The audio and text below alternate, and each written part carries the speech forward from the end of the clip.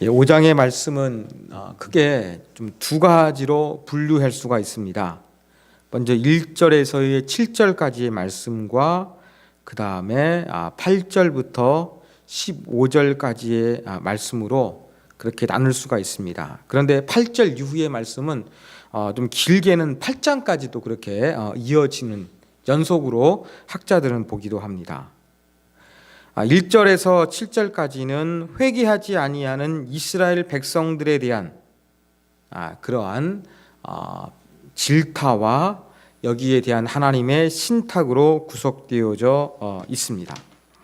먼저 이런 부분들을 우리가 한번 살펴보도록 하겠습니다. 자, 1절에 보면 이스라엘의 잘못을 하나님께서 지적하기 위해서 언급하시는 세 그룹의 사람이 등장합니다.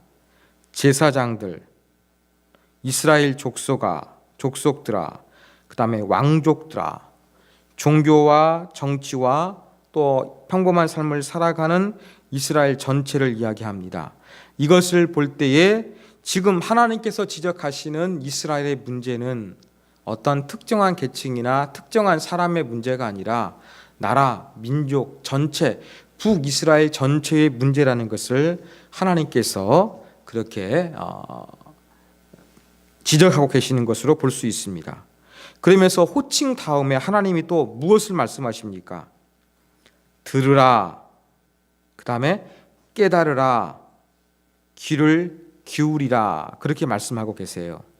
이렇게 하나님께서 뭔가 조금 힘주어 말하며 강조할 만큼 그만큼 이스라엘 백성들 전체가 완악했고 또 하나님을 떠나 있음을 잘 보여주고 있는 그러한 대목입니다. 자, 이렇게 세 그룹에게 이제 하나님의 심판이 임할 것을 이야기하지요. 너희에게 심판이 있나니, 심판을 이야기합니다. 미스바에 대하여 온무가 되며 그 다음에 다볼리에 친 그물이 됨이라, 그렇게 이야기를 하고 있습니다. 이걸 볼 때에 그 사냥꾼이 이렇게 짐승을 사냥하기 위한 그런 것처럼 이스라엘 백성들이 뭔가 그렇게 갇히고 무너지게 될 것을 이야기를 하고 있다는 것입니다. 여기에서 언급하고 있는 그러한 지역들을 보십시오.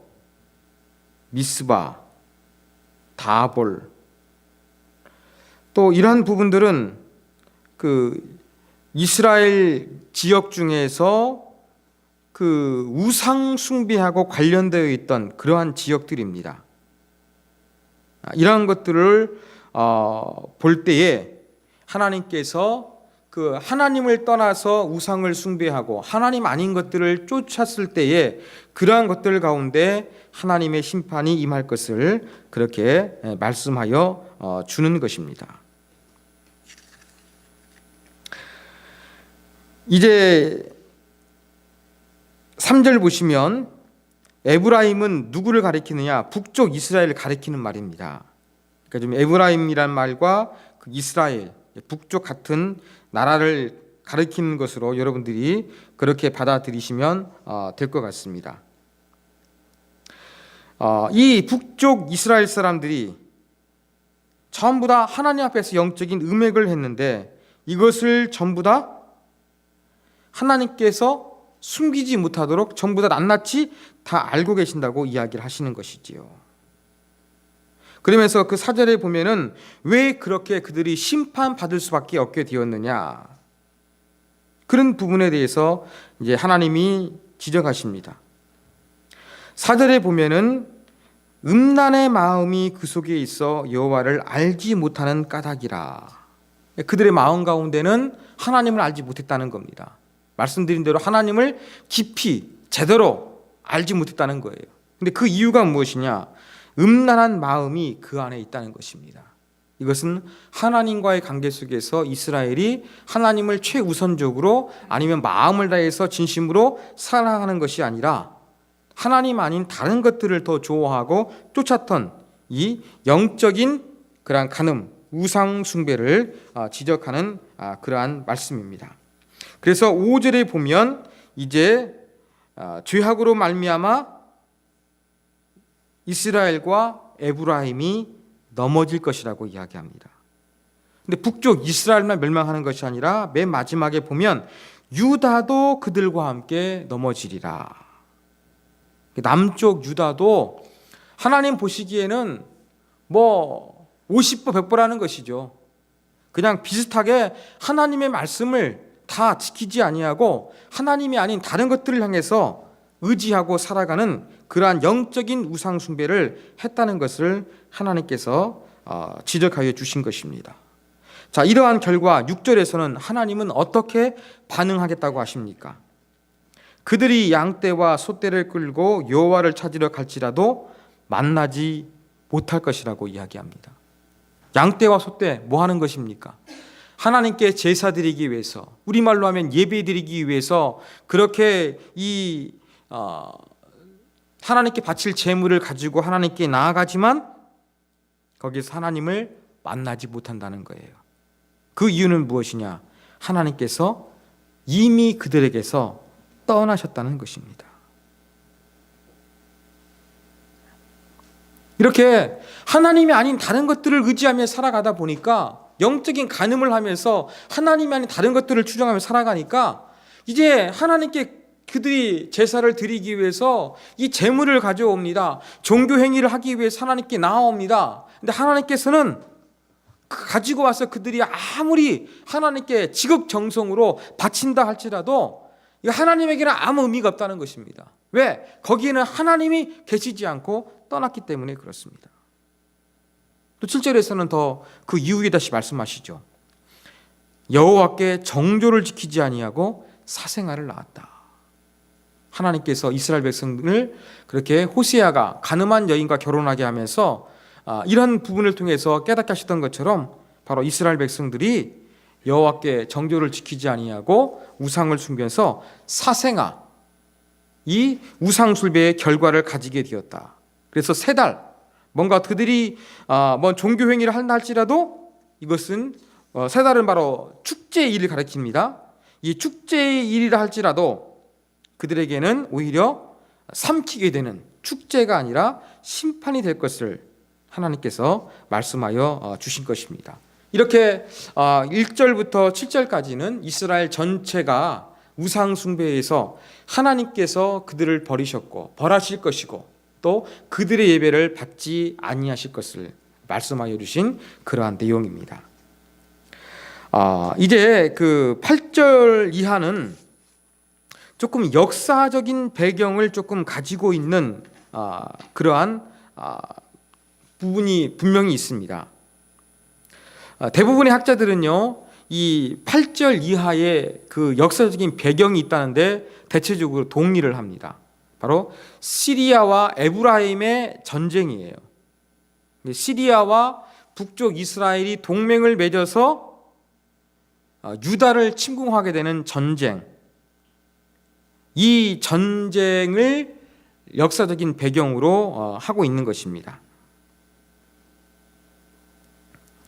자, 너희가 기브아에서 뿔 나팔을 불라 그랬습니다. 뿔 나팔을 분다는 것은 나라의 위급한 어떠한 경고 상황을 알리는 그러한 행동을 나타내는 것입니다. 기브아에서 뿔 나팔을 불며 라마에서 나팔을 불며 베다웬, 베델이죠.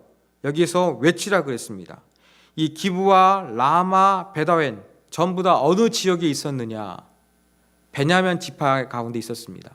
베냐민 지파는 바로 북쪽 이스라엘과 바로 아래에 있는 거예요.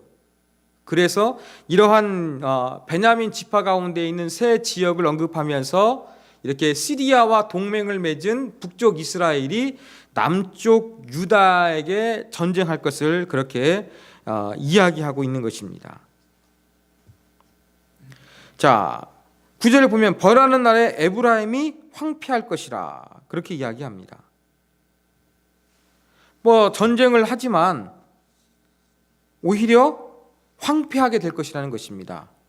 전쟁에서 지고 그 잿더미에 앉게 될 것을 그렇게 이야기를 하고 있다는 것입니다. 뭔가 그들의 어떤 목적을 위해서 그렇게 전쟁을 하지만 그걸 통해서 뭔가 이기는 것이 아니라 그 시리아와 동맹을 맺어서 시리아의 도움 얻어가지고 그렇게 남쪽 유다를 치지만 거기에는 아무런 이득이 없을 것을 이야기합니다. 그러면 유다는 어떤가? 10절에 기록되어 있죠. 유도 지도자들은 경계표를 옮기는 자 같으니, 이 경계표는 무엇이냐면 이 지게석입니다. 경계를 가리키는 그러한 이 돌들을 이야기하는 것이죠. 우리는 이렇게 담벼락을 쌓아가지고 소유의 영역을 표현하는 것처럼 그 당시에도 이렇게 하나님께서 12지파에게 각자 또 그 자손들에게 나누어진 그러한 땅들이 있었습니다. 이것은 하나님이 정해주신 게 있으니까 그대로 지키며 살아가야 됐습니다. 원래 하나님께서 주신 것은 영원해가지고 조금 가난하더라도 다시 찾을 수가 있었죠. 신형 같은 제도를 통해 가지고 하나님이 주신 것이 조금 더 영구적으로 유지되도록 했어야 되는데, 이 지게석을 옮긴다는 말은 무슨 얘기입니까? 하나님의 말씀대로 순종하는 것이 아니라 자기들 마음대로 하나님이 나누어 주신 것들 갖다 바꾼다는 그런 의미가 있는 거예요. 그래서 그 뭔가 유다를 침공하기 위해서 시리아와 북쪽 이스라엘이 침략하지만 이것도 성공하지 못하고 남쪽 유다도 뭔가 그들이 뭐 이득이 있는 것이 아니라 전부 다 이득이 없을 것을 하나님께서 그렇게 말씀하여 주셨습니다.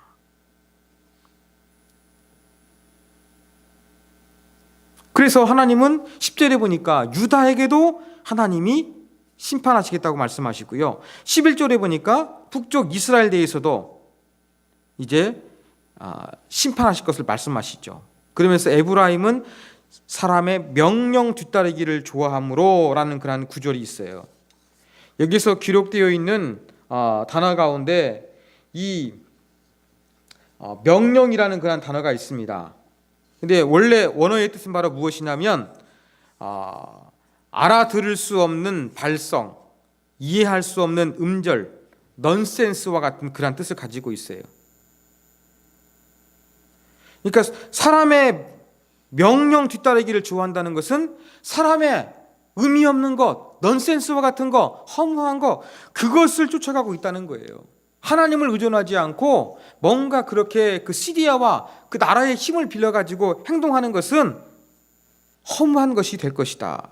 그렇게 하나님께서 말씀하여 주시는 것입니다. 그러면서 12절, 그러므로 내가 에브라임에게는 좀 같으며 유다에게는 썩는 것 같도다. 좀 더 옷을 못 입게 헤어지게 만드는 것입니다. 썩는 것도 부패하게 만드는 거예요. 이것은 그 남쪽 유다나 북쪽 이스라엘 전부 다 하나님 앞에서 온전하지 못하기 때문에 50보 100보이기 때문에 그들에게 하나님께서 어떠한 존재가 되신다고요? 복을 주시는 존재가 아니라 오히려 그들에게 좀 같으며 썩게 하는 그러한 존재가 되실 것, 하나님이 그들에게 심판을 내리실 것을 그렇게 말씀하여 주시는 것입니다. 자, 13절에는 또 다른 그러한 이미지, 은유가 나오고 있죠. 이제 육체의 병과 상처라는 그러한 이미지를 통해서 이야기를 합니다. 자, 봄 13절에 보니까 에브라임은 아스루로 달려가서 야렙 왕에게 사람을 보내었으나 그가 능히 너희를 고치지 못하겠고, 이게 무슨 말입니까? 제가 말씀드린 대로 바로 이 북쪽 이스라엘 위쪽에 있는 시리아 나라가 있었는데 그들의 국력을 빌려서 하나님이 아니라 뭔가 정치적으로 그렇게 외교적으로 문제 해결하기 위해서 행동했을 때에 그것은 너희의 문제를 해결하는 것이 되지 못할 것이다. 너희의 아픈 상처 같은 것들을 해결하지 못할 것이다. 그렇게 하나님께서 말씀하여 주시며 그들의 그 노력이 헛될 것을 말씀해 주셨습니다. 그리고 14절에 와가지고는 내가 에브라임에게는 사자 같고 유다 족속에게는 젊은 사자 같을 것이라. 여러분, 그 사자가 그 배고플 때 사냥을 하죠. 사냥하면서 자기가 먹고자 하는 그런 어떤 그 먹이를 발견하게 되면 완전히 물어가지고 갈기갈기 찢어버리게 되는 것처럼 바로 하나님께서 에브라임이나 그 유다 족속에게 그러한 존재가 될 것을 말씀하고 있는 것입니다. 영적으로 우상 숭배하고 하나님이 아니라 정치 외교적으로 문제를 해결하기 노력하는 그런 모든 부분들에 대해서 전부 다 헛되이 돌아가게 될 것.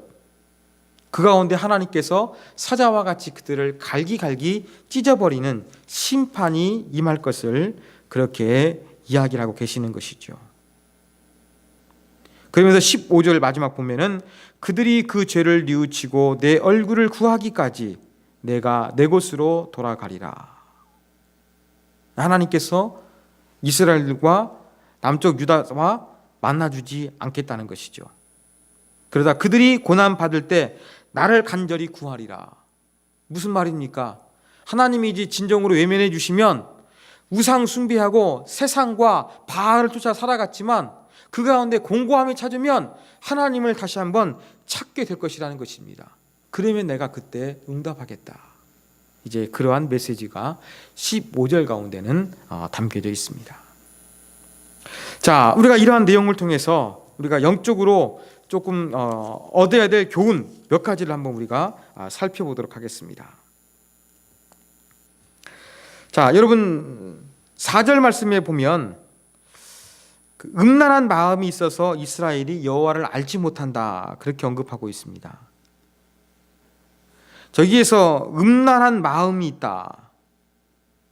이 음란한 마음을 어떻게 우리가 바라봐야 될 것인가? 이것은 그 북쪽 이스라엘 그 시대 가운데 그 많은 이스라엘 일반적인 백성 가운데 그들이 우상을 숭배하고 또 우상을 숭배하는 사람들을 그냥 따라하는 그러한 모습 가운데 그렇게 만연해 있는 이 시대 풍조, 시대의 사조, 이것을 의미하는 것입니다.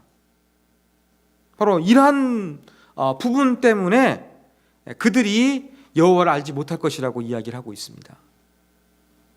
여러분, 우리 시대에도 그 음란한 마음, 어떤 믿는 자에게만 그 음란한 마음이 있는 것이 아니라 그 우리 시대 가운데 하나님을 거부하고 자꾸 그 하나님을 멀리하게 만드는 이러한 그 시대의 사조, 이 문화의 여러 가지 흐름들, 이러한 총체적인 부분들을 이야기하는 것입니다.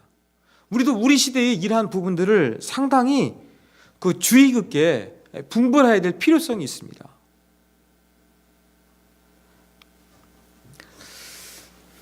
요즘 그러한 그 악의 문제는 어떠한 한 사람의 개인이 잘못하는 것이 아니라 어떻게 생각하냐면 사회 구조적인 문제와 연결되어 있음을 많이 지적할 때가 있습니다. 그러니까 내가 하나님 앞에 잘못하기도 하지만 이 사회 구조 시스템이 부패했기 때문에 잘못 설계된 것이죠. 아예 거기에서 오는 구조적인 악도 존재하고 있는 거예요. 그런 것처럼 이렇게 사람들 전체 그 의식이 하나님 보시기에 음란한 마음, 하나님을 거부하는 그런 시대의 사조가 너무나 많이 들어있다는 것입니다. 바로 사절에서 지적하시는 것은 그러한 부분들이에요. 그냥 예수 믿어야 될, 열심히 믿어야 될 사람이 하나님 잘 섬기지 아니한 그것을 얘기하는 것이 아니라 북이스라엘 사회 전반적으로 깔려있는 하나님을 거부하는 그러한 사조, 그러한 문화, 이러한 부분들에 대해서 이야기를 하고 있는 것입니다. 이러한 부분들에 대해서 저와 여러분도 정말로 이 시대가 어떻게 믿는 사람들을 유혹하고 어떻게 우리가 더욱더 하나님으로부터 멀어지게 만들고 있느냐, 우리가 이런 부분들은 정말로 주의 깊게 살펴봐야 한다는 것입니다. 여러분 잘 아시는 것처럼 로마서 12장 2절에 보면 그렇지 이런 구절이 있지 않습니까? 이 시대에 풍조를 본받지 말고 마음을 새롭게 함으로 말미암아 오직 하나님이 기뻐하시고 선하시고 온전하신 뜻이 무엇인지 분별하도록 하라 그랬습니다. 이렇게 사람들의 마음이 전부 다 완고해서 하나님을 거부하는 쪽으로 가고 있는 이 시대 가운데 우리는 분별형이 필요한 거예요. 이러한 사회 문화 가운데서 이런 것들이 정말로 하나님을 기쁘시게 하는가, 아니면 하나님을 거역하는 그러한 문화 가운데 흘러가고 있는가, 이렇게 우리 시대의 그 문화 가운데 있는 그 사람들의 라이프 스타일 가운데 자리 잡고 있는 이러한 하나님을 거부하는 근저, 이러한 부분들이 없진 않은지 우리가 조금 지혜롭게 분별할 필요가 있다는 것입니다. 이런 것들을 놓쳐가지고 세상 사람 다 하니까 따라가다 보면 우리는 하나님으로부터 멀어질 수밖에 없는 존재인 것입니다. 그래서 우리가 그런 부분들에 대해서 하나님과 멀어지지 않기 위해서 과연 이 시대의 문화, 이 시대의 사람들의 흐름은 어떻게 흘러가고 있는지 우리가 좀 분별력을 가지고 하나님께 기도하면서 하나님의 마음을 가지고 우리가 하나님 말씀을 열심히 연구하고 묵상해서 이런 부분들을 분별하는 지혜가 필요합니다. 그러기 위해서는 더 많이 기도해야 되겠죠. 그러기 위해서는 더 많이 하나님 말씀을 읽어야 되겠죠. 그 사람들은 옛날만큼 기도하지 않고요, 옛날만큼 하나님 말씀을 읽고 있지 않습니다. 이런 가운데서 과연 우리는 어떻게 이 시대 가운데 하나님을 거역하는 이 사회적인, 문화적인, 구조적인 그런 부분들을 분별할 것인가, 우리가 정말로 고민하게 만드는 부분입니다. 이런 부분에 있어서 우리가 깨어있기 위해서 노력해야 한다는 것을 우리가 배워야 되겠습니다. 자, 두 번째입니다. 두 번째 교훈. 두 번째 교훈은 무엇이냐면, 여러분, 하나님은 예외로만 만나는 것이 아니라는 것을 우리가 기억하기를 원합니다. 잘 아시는 말씀이에요. 자, 아까 우리 6절 말씀이죠. 그들이 양떼와 소떼를 끌고 여호와를 찾으러 갈지라도 만나지 못할 것은 내가 너희를 떠났기 때문이다. 하나님 말씀하여 주셨죠. 여기서 하나님 문제 삼는 게 뭡니까? 하나님 말씀하십니까? 왜 나한테 제사를 드리지 않느냐? 왜 나한테 제물을 드리지 않느냐? 왜 나한테 절기를 지키지 않느냐? 여러분, 성경 읽어보시면 하나님께서 이런 부분에 대해서 아주 심하게 꾸짖는 경우 많이 있습니까? 많지 않아요.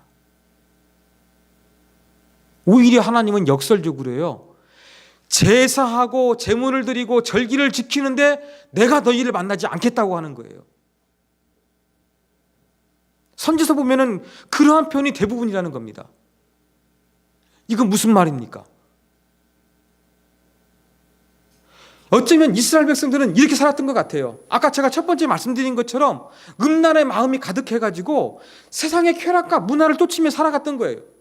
그러다가 절기가 되고 월삭이 되고 또 이제 하나님께 제사를 드릴 때가 되면은 와가지고 이스라엘 백성들이 하나님께 제사를 드렸던 거예요.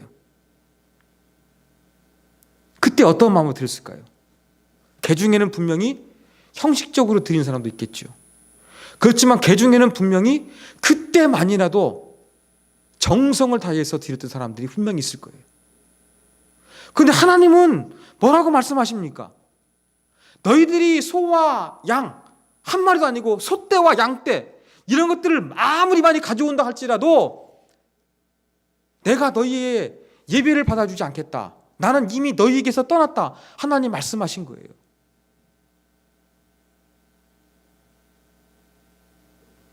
하나님은 너희가 왜 나를 예배하지 않느냐? 왜 나한테 이런 종교의식을 행하지 않느냐? 하나님은 여기에 대해서 책망하는 것이 아니라 그 종교 행위를 하기 위해서 오기까지 과연 너희가 어떻게 살았느냐? 하나님은 이걸 보신다는 거예요. 여러분, 이런 관점에서 보면은요, 우리 시대하고 똑같습니다. 여러분, 그런 마음 있지 않습니까? 우리도 조금 세상 속에서는 조금 세파에 휩쓸려가지고 세상의 문화를 따라가가지고 그렇게 살다가 주일날 아니면 정한 예발 시간이 되면 하나님께 나아옵니다. 우리 가운데 마음이 어떠냐면은 이 시간만큼이라도 내가 정성을 다해서 내가 최선을 다해서 하나님 만나고 예배하기를 원하는 거예요. 여러분, 그럴 때 많이 있지 않습니까? 분명히 그런 마음이 있을 거예요. 그런데 하나님은 이런 마음까지 포함해서 뭐라고 말씀하십니까? 내가 떠났다는 거예요. 너희의 제물과 예배 의식, 종교 의식 받지 않겠다고 말씀하시는 것입니다. 우리는 24시간, 한 주간 그렇게 하나님 말씀 살지 못하니까 예배만이라도 제대로 드리고 예배만이라도 정말로 온전히 드리기를 원하는 그런 마음이 있는데 하나님은 그렇게 예배만 잘 드리는 사람을 기뻐하지 않는다는 겁니다. 이런 관점에서 보면 우리 시대나 호세아 시대나 별 다를 게 없는 거예요. 그러면 하나님 뭘 중요시 여깁니까? 하나님은 이 자리에서 드려지는 예배, 이 순간보다 우리 가운데 더 원하시는 것은 무엇이냐? 우리가 이 자리에 오기까지 어떻게 살았느냐? 하나님은 이걸 보신다는 거예요. 근데 많은 기독교인들이 예배에만 목숨을 걸고 있는 거예요. 예배만 잘 드리고 예배만 은혜 받기 위해서 목숨을 거는 거예요. 거꾸로 말하면 오늘 본문에 보면은 6절 말씀 보면은 소떼를 드리고 양떼를 드리기 위해서만 노력하지 평상시 소떼와 양떼를 가져오기 전까지 삶에 대해서는 우리도 별로 노력하지 않는 거예요. 보면은 성경 시대의 하나님 믿는 모습이나 우리 시대의 하나님 믿는 모습이나 다르지가 않은 것 같습니다. 그러므로 우리가 기억해야 될 것은 예배 시간에 경건한 그게 아니라 평상시에 우리가 어떤 마음으로 살아갈 것인가. 그게 정말로 중요합니다. 이런 부분 가운데 우리가 정말로 주님을 닮기 위해서 애쓰는 삶의 예배, 그 부분을 우리가 기억해야 되겠습니다. 자, 오늘도 보십시오. 분명히 하나님께서 우상 숭배를 많이 언급하고 있어요. 그렇지만 그 제사장들아, 어떤 이스라엘 족속들아, 왕들아 할 때 보면은 하나님께서 지적하시는 것은 그냥 종교 행위가 아니라 예배 드리러 오기까지 뭐 합니까? 삶 전체, 그걸 하나님은 문제 삼고 계시는 것입니다. 그래서 우리가 더욱더 기억해야 될 것은 평상시에 어떤 마음을 가지고 얼마나 하나님 말씀을 지키며 노력하며 살아가느냐, 이게 정말로 중요하다는 거 다시 한번 우리가 오늘 말씀을 통해서 기억했으면 좋겠습니다. 하나님께 드리는 이 경건한 예배, 이 시간을 기억하는 것도 중요하지만 더 중요한 것은 이러한 자리에 오기까지 과연 나는 하나님의 사람으로서 하나님과 동행하고 하나님의 뜻에 순종하고 하나님의 영광을 나타내기 위해서 살았는지, 아니면은 지금 호세아에서 지적하고 있는 것처럼 마음이 음란해서 세상을 쫓아서 바알을 쫓아서 살아가지는 않았는지, 이것을 우리에게 돌이켜보게 하는 것입니다. 그래서 우리는 예배 잘 드리려고 노력할 게 아니라 내가 평상시에 어떤 말을 하고 어떤 마음을 가지고 또 어떻게 내가 예수 그리스도를 닮으려고 노력하며 살아가는지, 우리가 그 부분을 끊임없이 고민하고 생각하는 그 자체가 중요할 것 같습니다. 예배 드리기 전에 이러한 고민의 흔적을 가지고 주님께 나오는 것이 바로 주께서 연락하시는 상한 심령인 것 같습니다. 그런 마음이 될 수 있도록 우리가 그렇게 소떼와 양떼를 하나님께 드릴 것이 아니라, 하나님은 예배 안 드린다고 책망하시는 분이 아니라 평상시의 삶이 과연 하나님을 의존하느냐, 하나님을 의존하지 않느냐, 하나님 말씀에 순종하느냐, 순종하지 않느냐, 이걸 보신다는 하나님을 기억하면서 우리 삶 전체가 늘 하나님을 기억하고 하나님을 향해서 나아가는 그런 삶이 되도록 우리가 삶의 초점, 예배의 초점을 바꿔야 한다는 것, 우리 5장 말씀을 통해서 꼭 기억해야 될 것 같습니다. 자, 마지막 세 번째 교훈입니다. 마지막 세 번째 교훈은 어디에 있냐면 마지막 15절에 있습니다. 여러분, 우리는 공고할 때 하나님을 찾는 그러한 존재임을 그냥 받아들이십시오. 오늘 15절 보면 하나님 뭐라고 말씀하십니까? 야, 하나님 안 만나 주시다 그랬죠. 이스라엘 백성들이 영적으로 음란했으니까. 그래서 내 곳으로 돌아가리라. 어느 기간 때문인지 모르지만 하나님께서 그냥 이스라엘 공동체와 함께 임재하지 않고 떠나게 하실 것을 말씀해 주셨어요.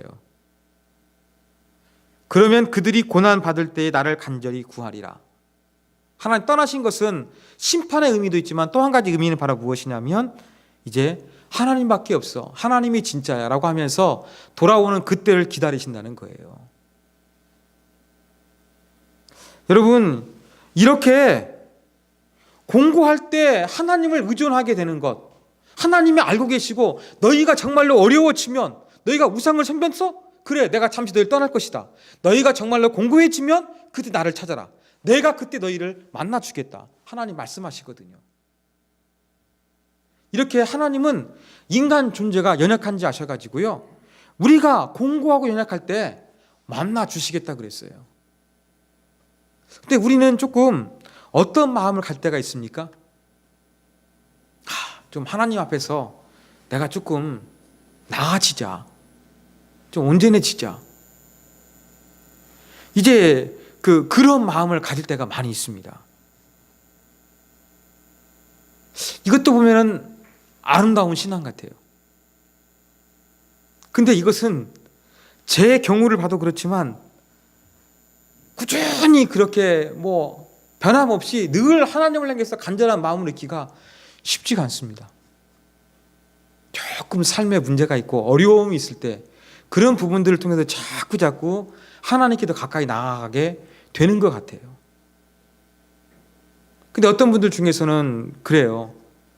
내가 어려울 때만 자꾸 하나님께 기도하는 거, 이거 바람직하지 않으니까 그냥 평상시에 내가 하나님 열심히 믿기 위해서 노력해 보겠다, 그렇게 말씀하신 분이 있고, 내가 평상시에 하나님 의존하지 못했는데 어려울 때만 하나님 찾는 거, 이건 송구스럽고 미안하니까 아예 기도하지 않겠다, 그렇게 말씀하신 분들이 있어요. 이런 태도가 한편으로는 제가는 이해가 되면서도 우리는 이렇게 주장하는 태도가 완고한 것 같고, 아니면 어떻게 보면 율법적인 태도인 것 같기도 해요. 율법주의가 뭡니까? 내 행실을 통해서 하나님께 인정을 받으려고 하는 거잖아요. 그게 율법주의 아닙니까? 다 나쁜 것이 아니라 뭔가 인간의 의지를 가지고서 하나님께 인정받으려고 하는데, 어떻게 내가 공부할 때만 하나님 찾지 않겠다, 내 신앙은 변함없이 늘 하나님을 찾도록 노력하겠다, 좋은 의도이기도 하지만 어떻게 보면 이것은 율법주의적인 그런 부분으로 흐를 수 있다는 가능성도 있다는 것입니다. 저는 이 말씀을 보면서 그런 생각이 들었어요. 하나님이 우리를 고난을 통해 가지고 어려울 때 하나님 찾게 만드는 것, 하나님 방법이신 것 같아요. 그러면 이럴 때 하나님 만나준다 그랬으니까 우리가 교만하게 자꾸 평상시 잘 믿겠습니다, 이런 말 하지 않고, 하나님은 어차피 우리를 사랑하셔가지고 공고할 때, 연약할 때, 회개할 때, 뉘우치고 돌아올 때 만나주시는 분이니까 그냥 우리는 그런 하나님에 대해서 그냥 가까이 더 나아가는 마음을 가졌으면 좋겠습니다. 이러한 하나님이 더 편치 않겠습니까? 그렇다고 해서 범죄하는 것을 합리화하는 것이 아니라 늘 오늘 말씀드린 것처럼 그렇게 시대의 음란한 마음을 분별하고요, 그 삶 전체가 하나님 의존하는 거 쉽지가 않거든요.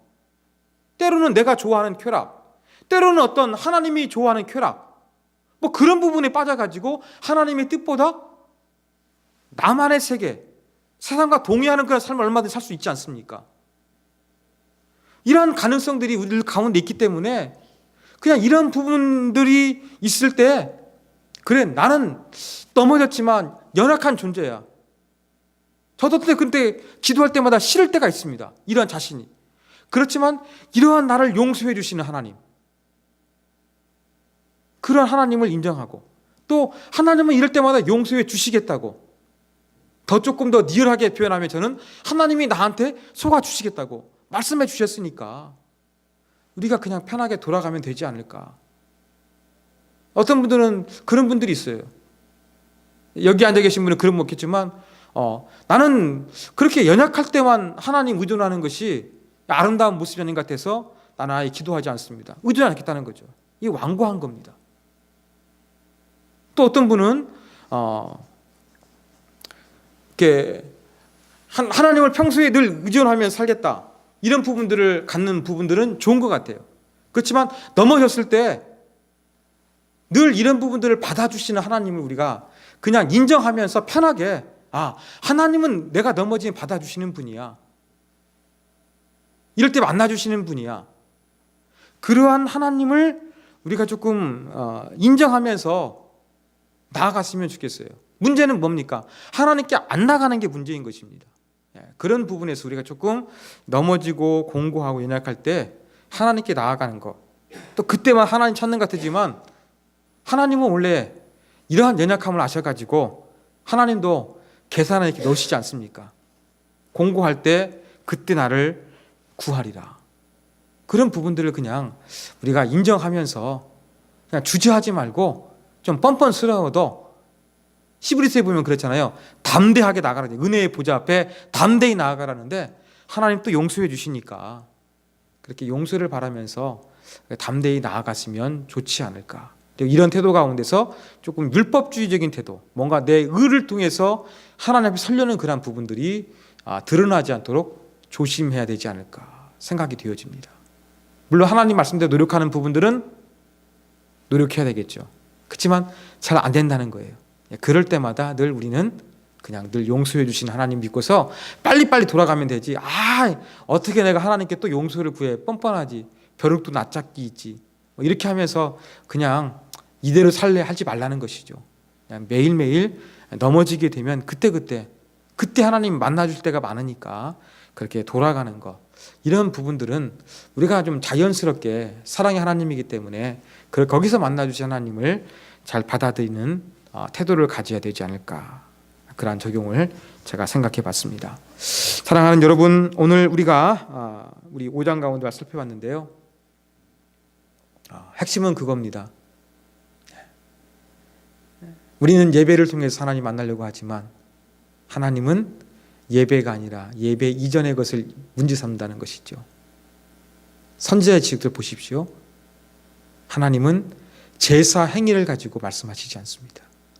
대부분은 예배 드리기 전에 세상에서 바알과 짝을 하고 하나님의 품을 떠나 자기 마음대로 살았던 그것을 책망하십니다.